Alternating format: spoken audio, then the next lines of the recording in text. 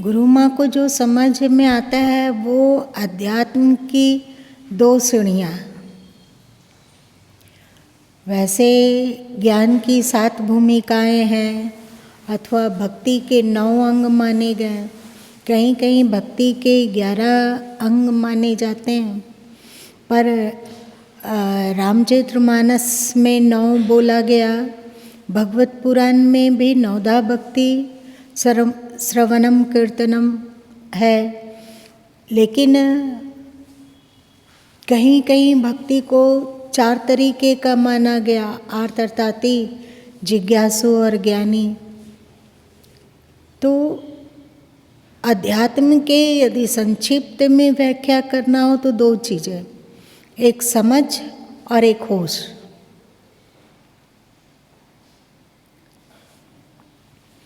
समझ सबको ही सुन चुके हैं, बहुत बार हम लोग चर्चा किए हैं, और होश के बारे में भी हम लोग बहुत बार चर्चा किए हैं।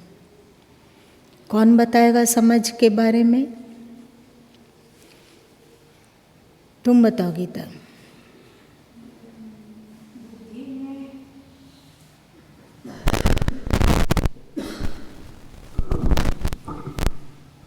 बुद्धि में विवेक का जागृत होना समझ है। जैसे क्या उचित क्या अनुचित उसको बिल्कुल निश्चित हो जाना, ये समझ है। आप बताओ कि हम लोगों के जीवन में समझ कितना प्रतिशत आ चुका है?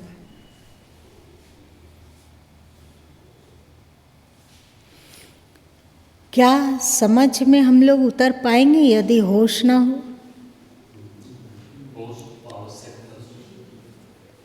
पहले ये तो जाने कि मन में क्या चल रहा है, तब उसे समझ के द्वारा एक सेलेक्ट करेंगे, एक रिजेक्ट करेंगे।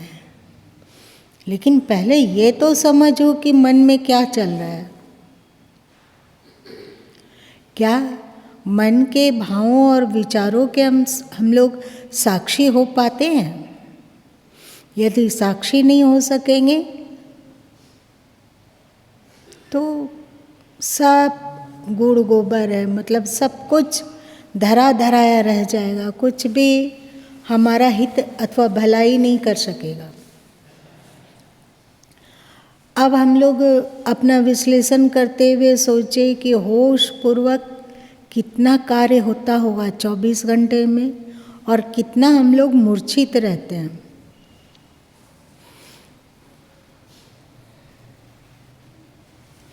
अथवा इस होश और समझ में गुरु भक्ति कितना सहायक है अथवा सहायक नहीं है।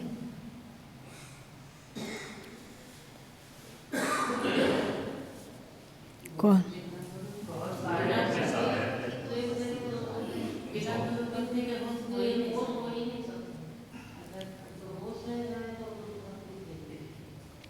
तो गुरु भक्ति मतलब क्या हुआ?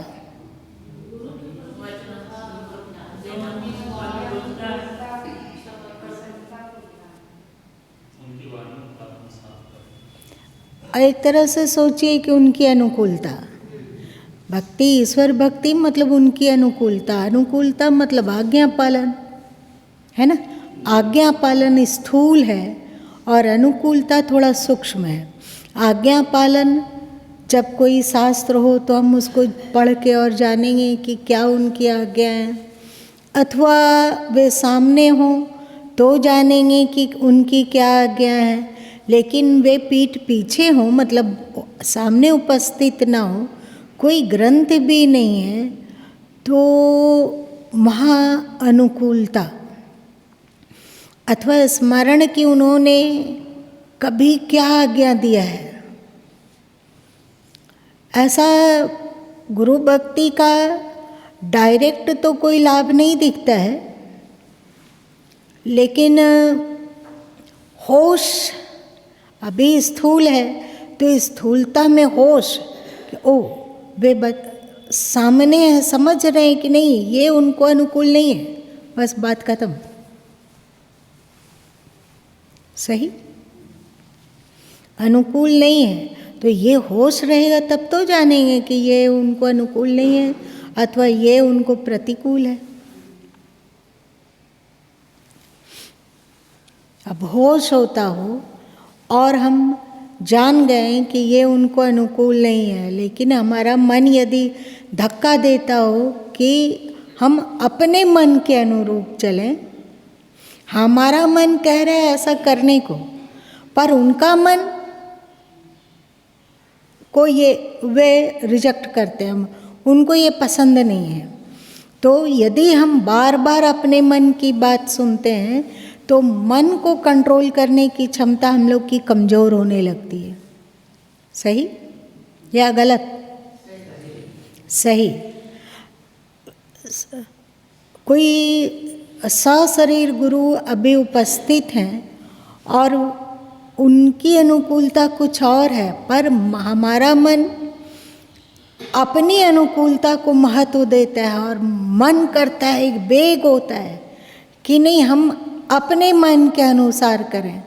तो इस आप अपने मन को सह दिए, फिर आपकी धीरे धीरे जो मन को कंट्रोल करने की शक्ति है, क्षमता है, वो अल्प होती जाएगा। फिर आपके जीवन में आपका मन प्रभावी हो जाएगा। तो एक तरफ सशरीर सद्गुरु की भी बात नहीं मान पाते, तो उनके बाद उनकी वाणियों पर कितना चल पाएंगे?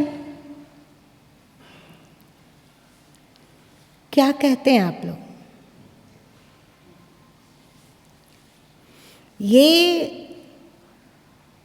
जब हम शरीर में हैं और हम मन को मिटा पाए, एक आधार लेकर, गुरु का आधार लेकर मन को मिटाते चले गए, तो वे अब शरीर से समक्ष हों या ना हो, पर उनकी अनुकूलता महत्वपूर्ण रहेगी। सही। जैसे कल गुरु माँ ने कहा था कि प्रातःकाल वैराग्य का बहुत विचार उत्पन्न हो रहा था, फिर दिमाग में आया कि कहीं ये उनको नापसंद तो नहीं है, वो हो जाएगा। तो इतना गौर कर पाना अथवा इतना समझ पाना कि कहीं उनको प्रतिकूल तो नहीं होगा, वे सशरीर नहीं है, मतलब ना कोई ईश्वर सशरीर है और ना ही सद्गुरु सशरीर है, पर ये उनको नापसंद तो नहीं होगा। ये भाव होना और फिर अपने आप को सुधार लेना, ये बात की बात है। ये शिखर का फूल है, इसको जाने दो। पर अभी मोटा मोटी में तो आता है ना कि गुरु की आज्ञा मान ले सब कार्य सिद्ध होए। आज्ञा पालन का मतलब क्या है? मतलब धीरे धीरे करके हम अपने मन को हटा रहे हैं और सद्गुरु सत्ता के मन को अपने जीवन में अधिरोपित कर रहे हैं। मतलब उनके मन को अपना मन बना पा रहे हैं। यदि ऐसा हम कर पाते हों तो उनके मन की सारी क्वालिटियाँ धीरे धीरे आपके मन में आने लगेगी। इसका मतलब क्या हुआ? अच्छाइयों से भरा हुआ है, जितनी अच्छाइयाँ उनके अंदर समा जाएगी, धीरे धीरे विकसित होती जाएगी।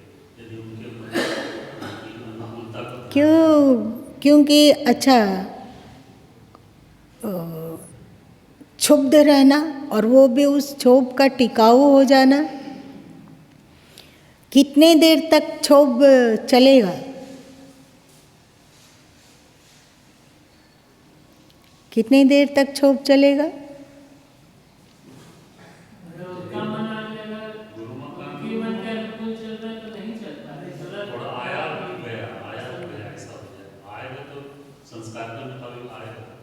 लेकिन वो पानी का लकीर बन जाएगा। भले ही हवा की लकीर वो ना बने अभी, पर पानी का लकीर जरूर बन जाएगा।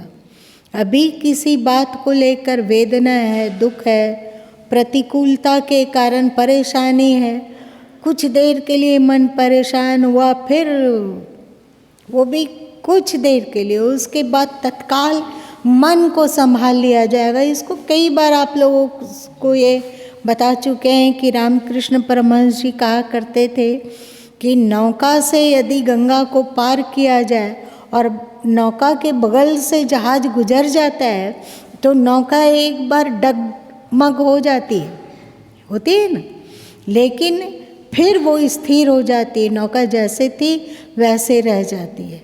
सुने हो ना ये उदाहरण?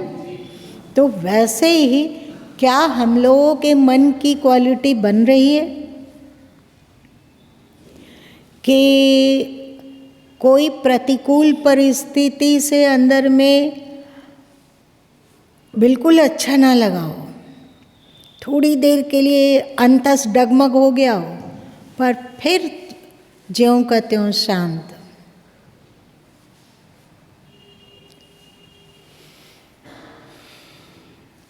सबसे पहले जब जब ऐसे परिस्थितियों के कारण मन अशांत हो तब तब ये बात भी तो ध्यान में आना चाहिए ना कि अरे ये क्षोभ को टिकने नहीं देना है, ये शत्रु है, ये हमारे भीतर अशांति पैदा करने वाला है, ये हमारे संस्कार को मलिन करने वाला है, ये हमें दुख की घाटी की ओर घसीटने वाला है।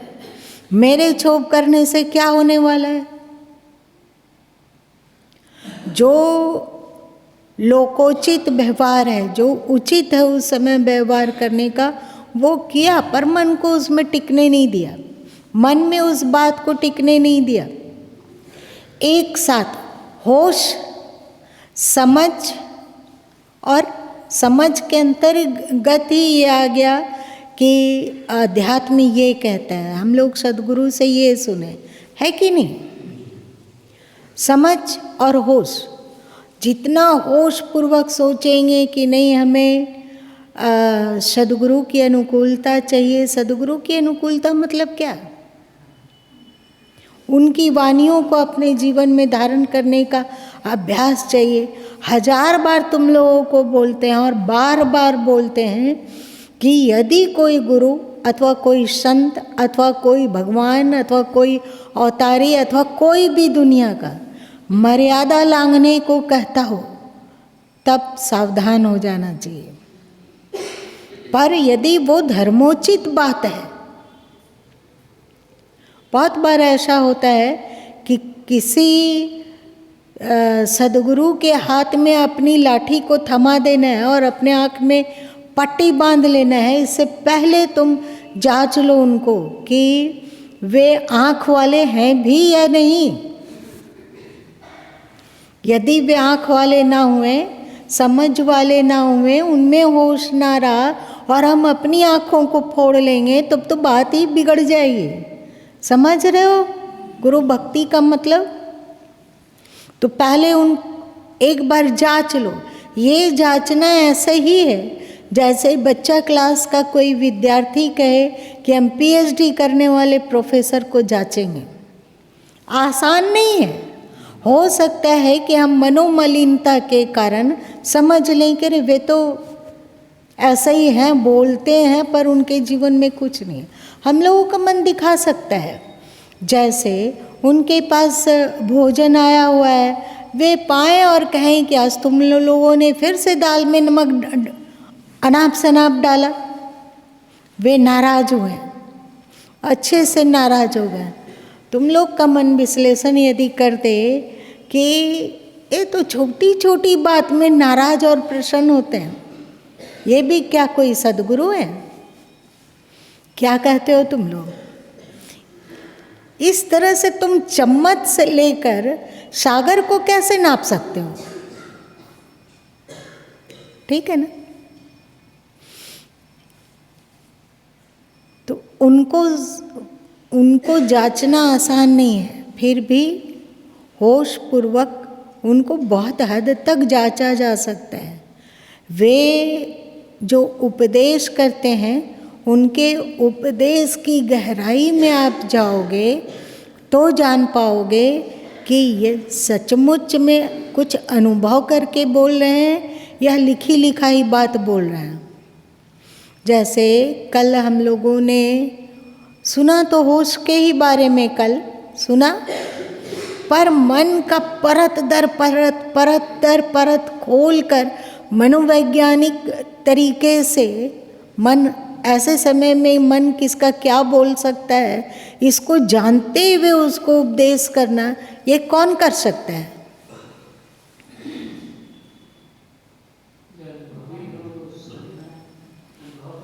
जो अपने मन को भी जांच सकता है और सामने आए व्यक्ति के भी मन को समझ सकता है। अथवा संसार में इतने लोग हैं तो इतने लोगों से उनका मिलना जुलना होता है, बात व्यवहार होता है, तो उनकी समस्या को धीरे धीरे उनमें समझ आ रही है, इसलिए वे बारीक से बारीक मनोवैज्ञानिक विश्लेषण कर पाते हैं।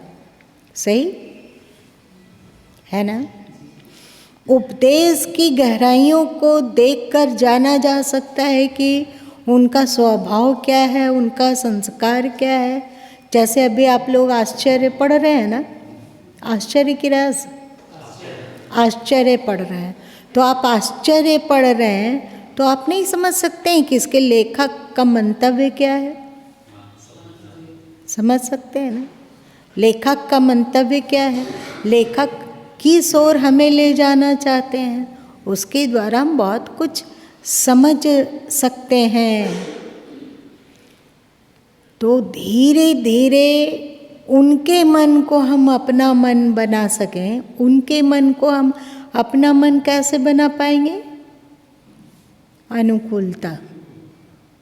अनुकूल कैसे बना जाता है? उन्होंने कहा कि हम लोगों को स्नेह स्नेह राग द्वेष से ऊपर उठना चाहिए।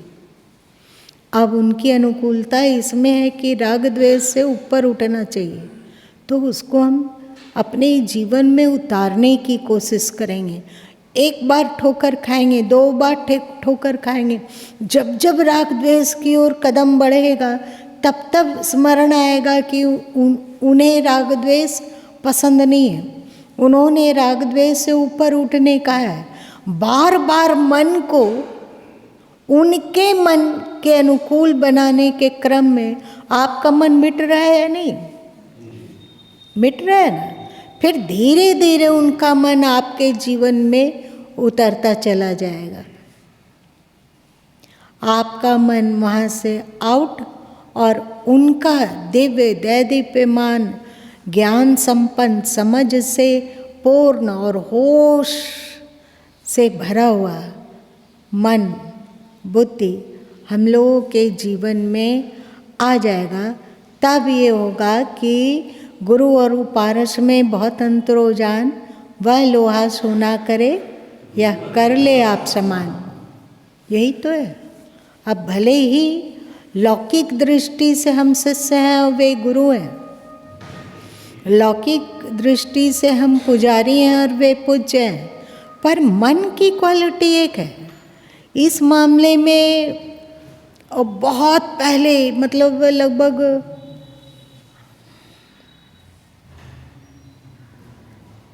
33-34 साल पहले, 33-34 साल पहले जब गुरु माँ घर में थे, 25 साल के पहले, क्योंकि गुरु माँ 25 साल के पहले तक घर में रहे हैं, तो उस समय एक मारवाड़ी बंधु आते थे। उन्होंने डॉक्टर चतुर्भुज साहब जी का कुछ पुस्तकें दी थी। वे बहुत ही सुलझे हुए इंसान थे और वे उनके शिष्य थे, और उन्हें गुरु माँ के पास आना, बात करना, उपदेश सुनना अच्छा लगता था। तो उन्होंने वो पुस्तक दी थी, तो उसमें पढ़ा गया था कि डॉक्टर चतुर्भुज साहब जी लिखते हैं कि गुरु का ध्यान करते करते गुरु जैसा मन तो बनता ही है, बुद्धि तो बनती ही है, साथ साथ बोलने का, उठने का, बैठने का तरीका भी गुरु जैसा होने लगता है। तो ये बात गुरु माँ को बहुत अच्छी लगी थी कि अच्छा ऐसा हो सकता है कि भक्ति करते करते, उनका सुमिरन करते करते, उनका ध्यान करते करते पूरा का पूरा उनका मन हमारे भीतर उतर आए। वे इसके लिए 2-4 ध्यान पद्धति भी बताए थे। वो पुस्तक मेरे पास होगी ही, लाइब्रेरी में है क्या? ये बात बिल्कुल सच है।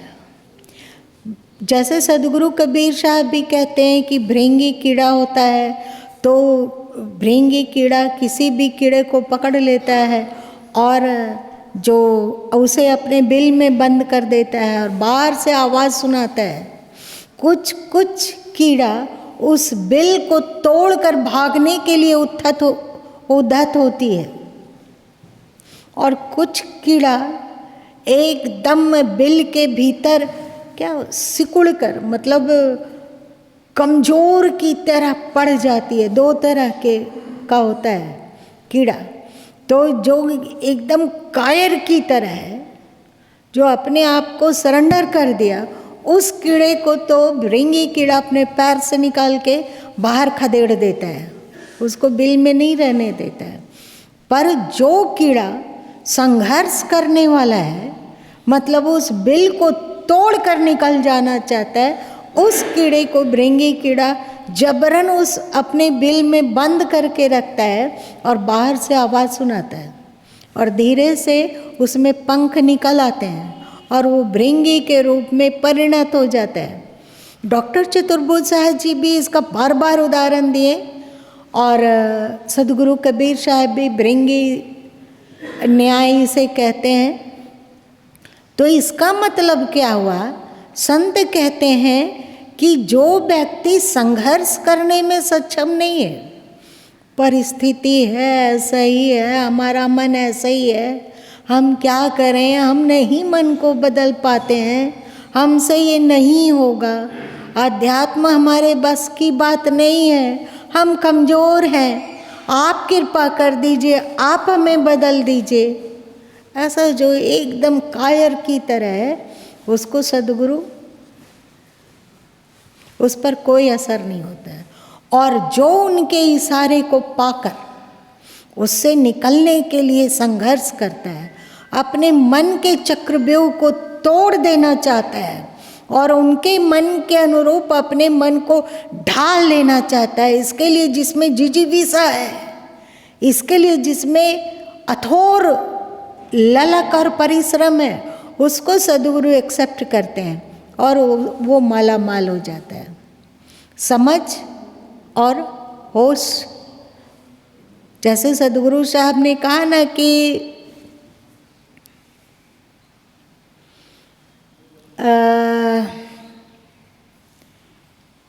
घटई बांधे जल रहे,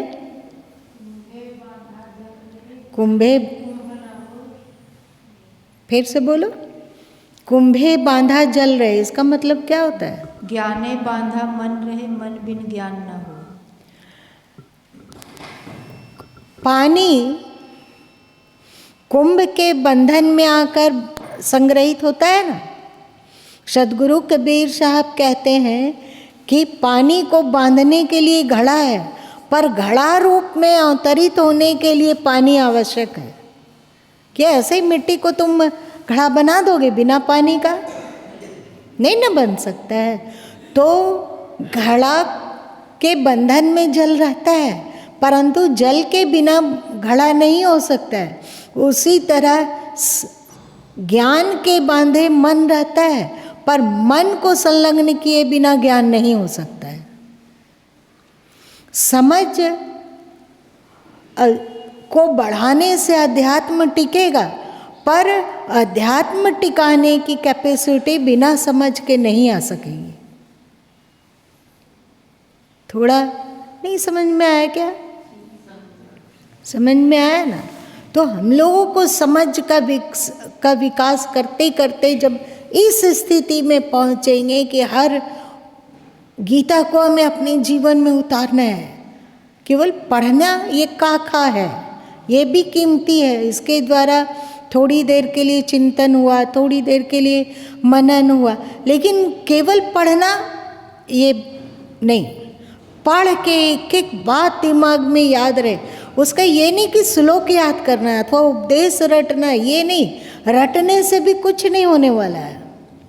जो आपने गीता का सार निचोड़ समझा उसे अपने जीवन में अप्लाई करना, सही ना, उसे अपने जीवन में उतारना। इसमें क्या होगा? संघर्ष होगा या नहीं होगा? संघर्ष होगा।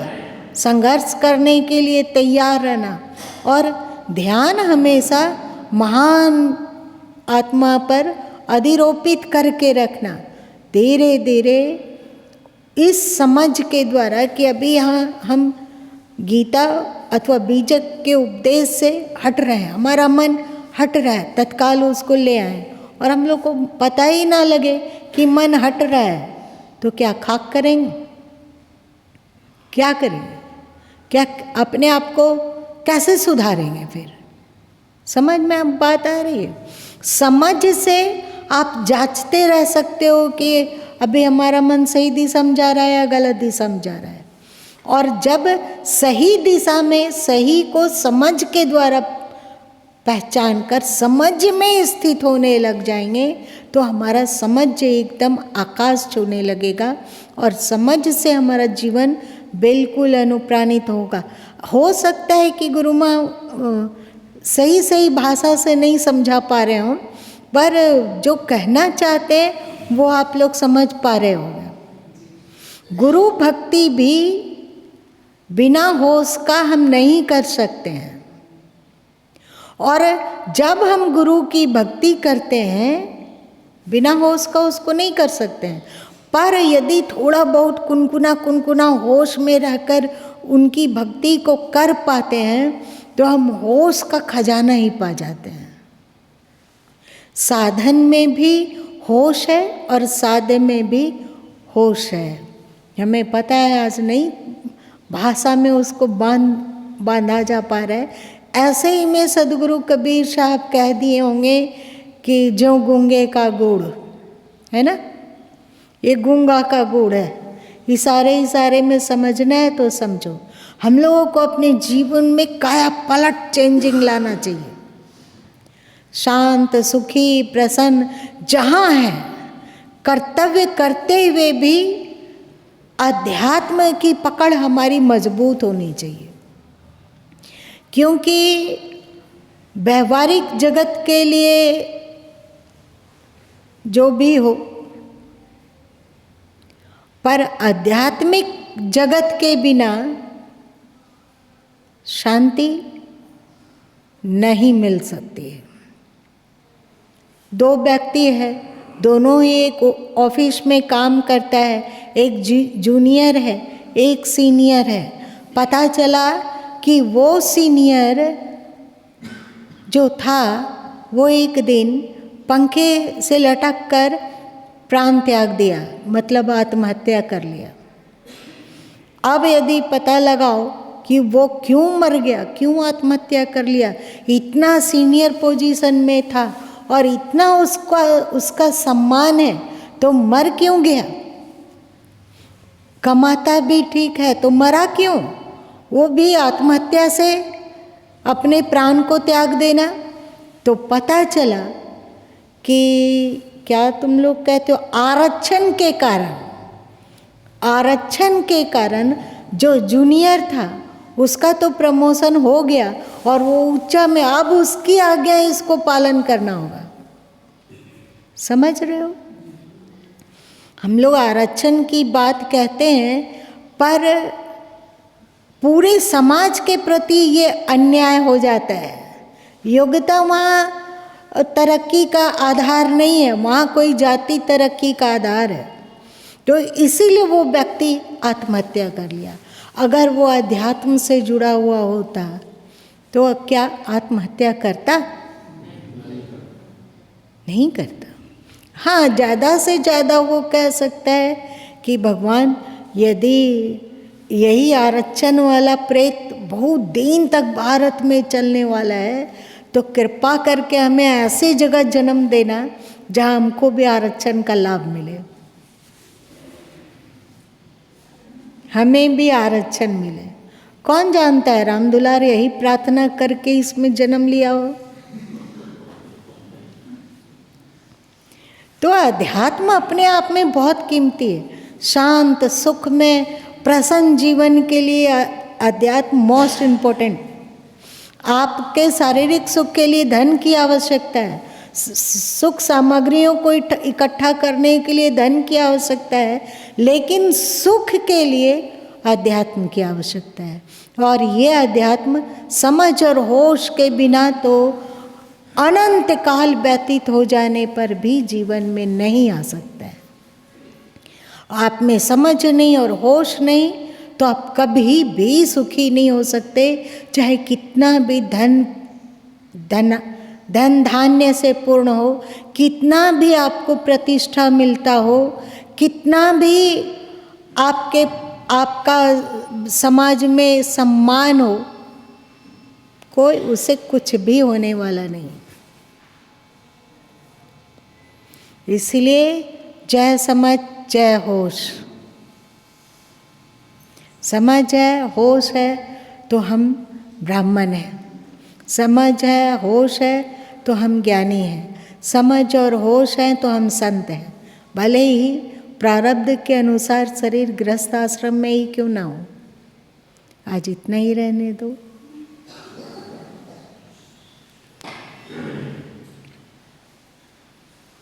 होश सही और गलत का, होश उनकी अनुकूलता और प्रतिकूलता का, होश उनकी आज्ञा का। होश ही तो जीवन है। जब जब दुखी होगे, मतलब अशांत होगे, तब आएगा। बेहोश हो रहे हैं, बेहोश हो रहे हैं, रुक जाओ, हमें होश में रहना है। होश में कहीं दुख नहीं है, क्योंकि जिस कारण दुखी हुआ जा रहा है वो तो छूटने वाला है, वो सच नहीं है, वो अपना नहीं है। प्रारब्ध के कारण कुछ दिन के लिए सबके साथ हैं, पर जैसे ही प्रारब्ध का पत्ता कटता है वैसे ही कटी पतंग की तरह हम लोग यहाँ से उड़ चलते हैं। फिर कभी मुलाकात होगी उन परिजनों से जिसके कारण आज दुखी सुखी हुआ जा रहा है, फिर उन परिजनों से मुलाकात होगी कि नहीं, ये भी गारंटी नहीं है। फिर क्यों अशांत होना, क्यों दुखी होना, क्यों ना समझी का दामन पकड़ना। ठीक है।